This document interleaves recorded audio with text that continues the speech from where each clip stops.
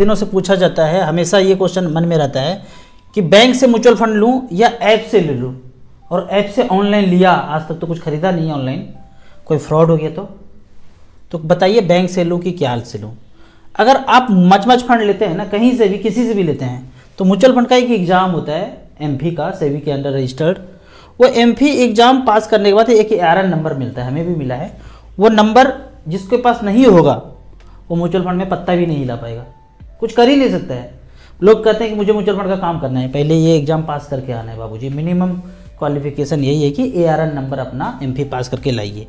अब आपका कहना है कि मैं म्यूचुअल फंड कहाँ से लूँ, यदि एडवाइजर से लेते हैं या ऑनलाइन ऐप से लेते हैं या वेबसाइट से खरीदते हैं या बैंक से खरीदते हैं, किसी भी सूरत में वो नंबर किसी ना किसी का लगेगा ही लगेगा। ऐप से खरीदें तो ऐप का नंबर लगेगा, वो ARN नंबर। वेबसाइट से खरीदें तो उसका भी अपना ARN नंबर होगा। बैंक से लिए तो बैंक का अपना ARN कोड होता है। एडवाइजर से लिया हमारे जैसे एडवाइजर से तो वो तो है ही, सबको अपना एक कोड होता है, आपके स्टेटमेंट पे वो लिखा हुआ आएगा। अब यहाँ पे एक चीज़ है, समझ लीजिए, बॉम्बे स्टॉक एक्सचेंज है। आप एडवाइजर से लीजिए, ऐप से लीजिए, इन्वेस्टर से लीजिए, कहीं से भी लीजिए, वो सारा का सारा ट्रांजैक्शन बॉम्बे स्टॉक एक्सचेंज से होता है। और यहाँ पे ऑलरेडी लिस्टेड है कौन कौन, SBI mutual fund, ICICI, HDFC, ICICI, सारे 44-45 कंपनी लिस्टेड है। तो आप जो भी पैसा देते हैं वो एक्सचेंज के थ्रू म्यूचुअल फंड में ट्रांजैक्शन होता है। आपका कहना है कि ये खत्म हो जाए, ये खत्म हो गया तो क्या होगा, पैसा आपका इस म्यूचुअल फंड में है। इसको दूसरे उदाहरण से समझते हैं कि आप एक ट्रेन टिकट कटाते हैं, खिड़की से जाके ले लेते हैं, ऐप से लेते हैं, अलग अलग ऐप है, अमेजोन है, फ्लिपकार्ट है, मेक माई ट्रिप है, कहीं से भी आप, IRCTC का तो सैकड़ों ऐप है, आपने ऐप से ले लिया या एजेंट से जाके ले लिया, खिड़की से खरीद लिया। खरीदा क्या, टिकट IRCTC का, किसमें, राजधानी में खरीदा, स्लीपर में खरीदा, AC में खरीदा, जहाँ भी खरीदा, वो आपको एक टिकट मिल गया, PNR नंबर। अब ये मर जाए, हेरा जाए, खो जाए, उससे क्या मतलब है, आपके पास टिकट है, ट्रेवल करेंगे। ठीक उसी तरह आपने मचमचमन खरीदा, फोलियो नंबर जनरेट हो गया, आपका अकाउंट नंबर ये सब मेंशन है, 1 लाख रुपए जमा किया, उसका कुछ वैल्यू है, जो भी है। अब ये मिल गया आपको इसमें क्या मिला, SBI मिला होगा, ICICI, HDFC, कुछ भी मिला होगा। अब ये आपके कागज आपके पास है, म्यूचुअल फंड एक बार जनरेट हो गया तो फोलियो नंबर मिल गया, कागज स्टेटमेंट आपको मेल पे है या फिजिकल कॉपी है। अब इसमें से एजेंट भाग गया, ऐप खत्म हो गया, वेबसाइट चला गया, क्या हो गया, उससे कोई मतलब नहीं है। ये फोलियो नंबर है, आपको कभी ये सब ना मिले, फोलियो नंबर लेके जाइए। SBI खरीदे हैं तो SBI जाइए, SBI का अपना वेबसाइट, अपना ऐप है, अपना कार्यालय है, वहाँ जाइए। ICICI, HDFC जो भी लिया है वहाँ जाइए। ये खत्म हो गया, उससे कोई मतलब नहीं। आप इसको ऐसे समझिए, आपने इंश्योरेंस एजेंट से कोई इंश्योरेंस प्रोडक्ट लिया और राह चलते एजेंट कहीं ऊपर चला गया, तो क्या आपका पैसा चला जाएगा? तो जो इंश्योरेंस आपने खरीदा है उस ऑफिस में जाएंगे और वो सारा काम करेंगे। तो इतना ही रोल है ऐप का, वेबसाइट का, एजेंट का, एडवाइजर का, इतना ही रोल है कि सड़क चलता सड़क छाप एजेंट है, इसके अलावा कुछ नहीं। चाहे ऐप हो चाहे वेबसाइट हो, खरीद आप मच फंड रहे हैं, ये ध्यान रखना है, वो कागज फाइल में अटैच करके रखना है। ऑनलाइन आपको आता है, एक print out consolidated account statement रखिए, वाइफ को बता दीजिए, फैमिली मेम्बर्स को बता दीजिए, किसी और को चाहते हैं उसको बता दीजिए कि भाई यहाँ पैसा जमा किए हैं, ऊपर जाएंगे तो ले लेना। तो इस तरह से करके आप बता कर रखिए, फाइल में, डायरी में लिख के रखिए कि कहाँ कहाँ पैसा छोड़ा है। बहुत सारे ऐसे आदमी हैं, बहुत ऐसे आदमी हैं, 10 लाख इधर, 20 लाख इधर, ऊपर गए, पता ही नहीं किसी को, पैसा पड़ा हुआ है मार्केट में, 10 साल, 20 साल, 30 साल से वहीं पड़ा हुआ है। वो गया बेटा, राम नाम सत्य, किसी को बताया ही नहीं था, चोर का पैसा था, चोरी में ही चला गया, वहीं सड़ रहा है पैसा। ऐसा नहीं करना है, बता के रखना है। अगल वाली को बताना है, बगल वाली को बताना है, अपने वाले को बताना है, बता के रखना है। जाएंगे कभी तो कोई उसका उपभोग कर सके ना। अब यहाँ पे बात है कि यदि आप बैंक से लेते हैं, मान लेते हैं ऐप से नहीं लेते, हमको डर लगता है, हम नहीं लेंगे, हम बैंक से लेंगे। आप बैंक गए, मच फंड में बोले 2 लाख रुपए डाल दो, तो बैंक वाला क्या करता है, कंप्यूटर पे pan number, account number, KYC आपका डालेगा और खरीद लेगा। SBI कॉन्ट्रा फंड 1 लाख का मान लीजिए या 2 लाख का, ये कंप्यूटर स्क्रीन पे वही खटखुट करके डालेंगे। ठीक उसी तरह हमारे ऐप से लेंगे, कहीं और से लेंगे, उसी तरह का कंप्यूटर स्क्रीन मोबाइल पे आ गया है। जितना चीज़ बैंक वाला डाला था उतना ही चीज़ यहाँ पे भी डाला जाएगा, वही पैन नंबर, वही आधार नंबर, वही एड्रेस, वही अकाउंट नंबर, KYC करने के बाद वही SBI कॉन्ट्रा फंड यहाँ भी खरीद लिया।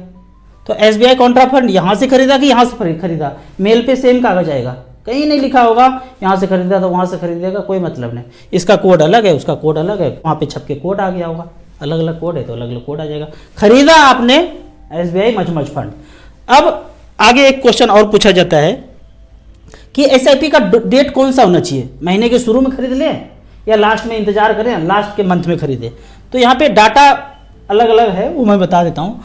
पहले मैं ये बताता हूँ कि नौकरी है, सैलरी आपको आता है, कहीं भी नौकरी है, एम्प्लॉई है, सैलरी आता है, 1 या 2 तारीख को सैलरी आता है, 5 तारीख को पैसा कटा दीजिए, झंझट खत्म, मच फंड में चला गया। अगर आपका सैलरी 10 तारीख को आता है, 5 दिन के बाद 5 तारीख को एसआईपी कटा दीजिए, 15, 16, 14 कभी भी कट जाएगा। और यदि आप बिजनेसमैन हैं और पैसा तो बिजनेस में आते जाते रहता है, तो 20 से 25 डेट सेट करके रखिए। 1 तारीख, 5 तारीख, 10 तारीख में भूल जाएंगे, खोपड़ी में याद रहेगा, आधा महीना बीत गया, अब म्यूचुअल फंड में पैसा झोंकना है तो 15 तारीख को मेंटेन कर दीजिए पैसा, 15, 16 को, 20 से 25 में कभी भी कट जाएगा। एक चीज़ ध्यान रखना है, अगर आपने 20 सेलेक्ट किया है तो 18 को भी पैसा कट सकता है, 19 को भी कट सकता है, 20 को भी कट सकता है, 21, 22, 23 को भी कट सकता है। सैटरडे, संडे, ताम झाम, हॉलीडे रहे, आगे पीछे कभी भी कट सकता है। इसमें आप किसी को ब्लेम नहीं कर सकते हैं। स्टार मार के छोटा छोटा करके अंग्रेजी लिखा हुआ है, म्यूचुअल फंड सब्जेक्टिव मार के जल्दी जल्दी बोलते हैं ना, वो जल्दी जल्दी में लिखा हुआ है, स्टार मार के कभी भी काट लूंगा। आप कहेंगे मेरा 20 को क्यों नहीं कटा, क्लेम करूंगा, केस करूंगा, कुछ नहीं कर पाएंगे। क्यों? क्योंकि छोटे छोटे साइन भी तो किए हैं आप वहाँ पे स्टार मार के, तो पहले भी कट जाएगा, बाद में कट जाएगा, किसी को ब्लेम नहीं कर सकते हैं। तो पैसा मेंटेन करना जरूरी है 5 दिन पहले ही।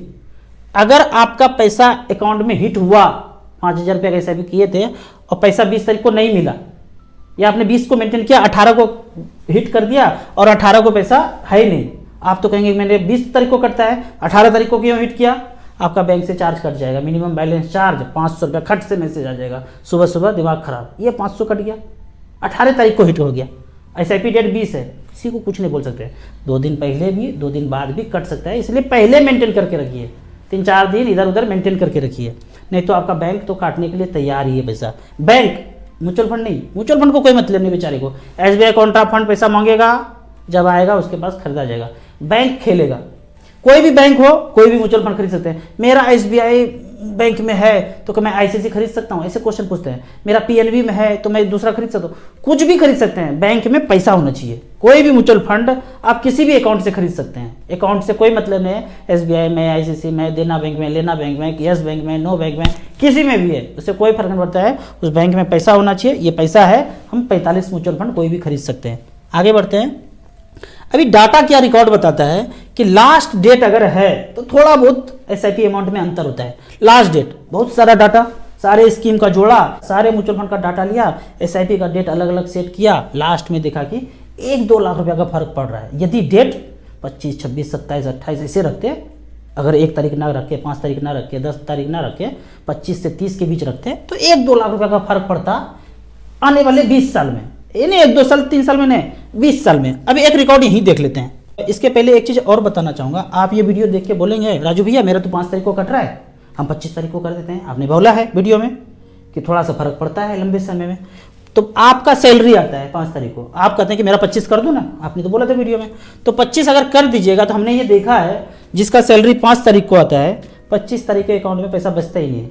आप कहेंगे, अभी कहेंगे मैं बचा लूँगा, कर लूँगा, इतना तो मेंटेन कर ही लूँगा।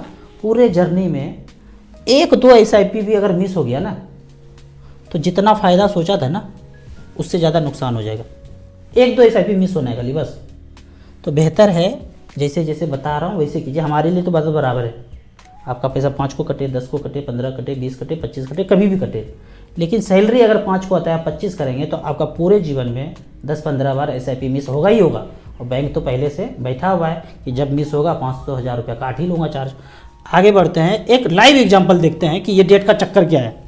एसबीआई स्मॉल कैप पकड़ा है और 3-3 हज़ार रुपये पर मंथ 1 तारीख को कट जाए तो क्या होगा, 5 तारीख को कट जाएगा तो क्या होगा, 10, 15, 20, 25 कटेगा तो क्या होगा। आप डाटा लेते हैं, यहाँ पे बेहतरीन डाटा। पहली बार म्यूचुअल फंड के इंडस्ट्री में ऐसा वीडियो बन रहा है। क्या लिखा हुआ है, एसबीआई मचमच फंड, फंड का नाम एसबीआई स्मॉल कैप, हर 5 तारीख को पैसा कटा। 2009 से लेके 2023 तक 3-3 हज़ार रुपये पर मंथ चलता गया।